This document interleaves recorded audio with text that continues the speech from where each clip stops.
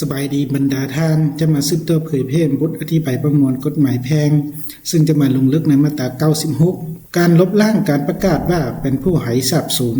เมื่อบุคคลที่ศาลได้ตักเตือนประกาศว่าเป็นผู้หายทรัพย์สูญหากกลับคืนมาหรือมีหลักฐานที่เชื่อได้ว่าผู้เกี่ยวยังมีชีวิตอยู่ผู้เกี่ยวผู้มีสิทธิ์หรือผู้มีผลประโยชน์เกี่ยวข้องมีสิทธิ์ร้องขอให้ศาลพิจารณาลบล้างคำตักเตือนที่ได้ประกาศว่าผู้เกี่ยวเป็นผู้หายทรัพย์สูญ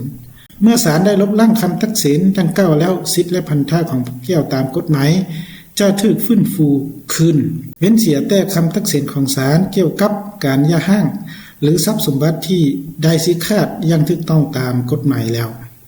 ตัวนี้ถือว่าเป็นเนื้อในของมาตรา96แล้วต่อมาจุดประสงค์ของมาตรานี้ก็เพื่อกำหนดผู้มีสิทธิ์ขอให้ศาลพิจารณาลบล้างการประกาศเป็นผู้หายทรัพย์สูญภายหลังที่กลับคืนมาหรือมีหลักฐานที่เชื่อถือได้ว่าผู้เกี่ยวยังมีชีวิตอยู่เพื่อปกป้องสิทธิและผลประโยชน์ของผู้ที่ถูกประกาศว่าเป็นผู้หายทรัพย์สูญสามารถฟื้นฟู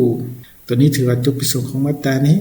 แล้วต่อมาตัวอย่างอิงตามตัวอย่างมาตรา95ต่อมาก็ได้กลับคืนจึงฮู้ว่าถูกศาลตักเตือนเป็นผู้หายทรัพย์สูญ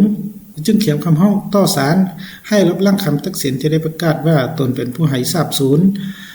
ในกรณีนี้ทรัพย์สินของก่อที่ยังเหลืออยู่นำขอที่เป็นผู้คุ้มครองนั้นต้องได้ส่งคืนให้ผู้เกี่ยวเว้นเสียแต่ลบเก่งที่ขอได้ชี้ขาดเพื่อใช้หนี้สินแทนหนี้สินของก่อ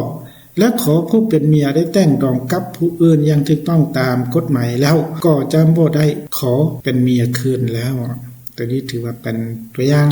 ฉะนั้นการเผยแพร่มาตรา96มาฮอดนี้ก็ได้สิ้นสุดลงเพียงเท่านี้นะขอขอบใจ